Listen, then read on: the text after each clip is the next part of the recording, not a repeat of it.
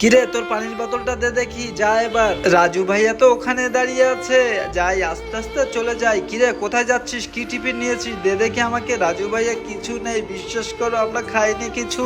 তোদেরকে অত খেতে হবে না, দে আমাকে। আচ্ছা এবার যা তোরা এখান থেকে।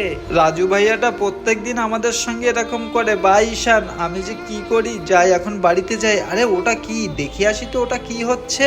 এই পুরো বাড়িতে তো কাউকেই দেখতে পাচ্ছি না, আমার তো ভীষণ ভয় করছে। ওই তো পেনটা মনে হচ্ছে পড়ে আছি, কি পেন এটা, আমি অনেক আস্তে করে ভালো করে রেখে দেব, না হলে রাজু ভাই আবার নিয়ে নেবে। এই পেন্সিলটা অনেক সুন্দর, এই পেন্সিল দিয়ে আমি বাড়িতে গিয়ে ছবি আঁকবো। এক কাজ করি, ওই পেন্সিলটা দিয়ে একটা আমি আম আঁকি, দেখি তো কেমন হয় আমটা। এটা কি হচ্ছে, আরে আমটা আঁকার সঙ্গে সঙ্গে তো একটা সত্যিকারের আম চলে আসলো। এটা আমাকে ভালোভাবে গুছিয়ে রাখতে হবে, না হলে রাজু ভাইয়া আবার নিয়ে নেবে। বন্ধুরা তোমরা এরকম পেন্সিল পেলে কি করতে?